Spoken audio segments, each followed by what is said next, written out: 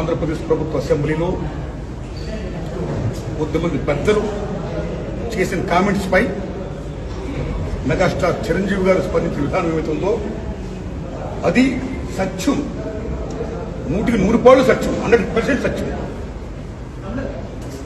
అప్పుడు వైఎస్ జగన్మోహన్ రెడ్డి గారి హయాంలో ఆయన సీఎంగా ఉన్నప్పుడు, పేరు నాని గారు సినిమాటోగ్రఫీ మంత్రిగా ఉన్నప్పుడు ఇండస్ట్రీ నుంచి చిరంజీవి గారితో పాటు చాలా మందిని వారు ఆహ్వానించారు. అందులో నేను కూడా ఒకండి. చిరంజీవి గారు మాట్లాడుతూ ఆనాడు కూడా వచ్చారు మాతో అన్నారు. కాబట్టి చాలా మంది మీలాంటి మిత్రులు నన్ను ఈవేళ అక్కడ ఏం జరిగిందని అడుగుతున్నారు. కాబట్టి చెప్పాల్సిన బాధ్యత నాపై ఉంది. కాబట్టి నేను చెప్తున్నా, సత్యం చెప్తున్నాను మీకు. జగన్మోహన్ రెడ్డి గారి గవర్నమెంట్ మా సినిమా కళాకారులు కానీ చిరంజీవి గారిని కానీ ఎవరిని కూడా అవమానించలేదు, చాలా గౌరవించారు. సత్యం.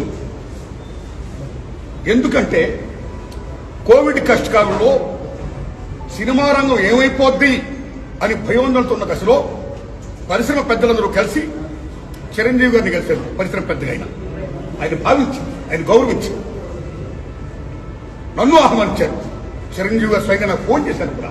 అదే సంస్కారం. అప్పుడు నేను ఢిల్లీలో ఉన్నా. నారాయణమూర్తి ఇండస్ట్రీ కష్ట పరిస్థితిలో ఉంది. భారీ చిత్రాలతో పాటు సగటు సినిమా తీసిన ఇలాంటి వాడు అందరూ కూడా రావాలి, ఎప్పుడైనా చెప్పాలి, మనందరం ప్రభుత్వాన్ని కలవాలి, ప్రభుత్వం నుంచి మనకి ఏ సహాయ శాఖలు వస్తాయో మనం స్వీకరించాలి, మనం విన్నవించాలి అని చిరంజీవి గారు చెప్పడం, అందరూ మీట్ అవడం చిరంజీవి గారి ఇంట్లోనే ఇది జరిగింది. అప్పుడు అనేక మంది వారు యొక్క అభిప్రాయం చెప్పారు. ఆయన్ని తీసుకుని మన సీఎం గారి గారితో నేను చెప్పారు. వారు సీఎం గారితో మాట్లాడారు స్వయంగా.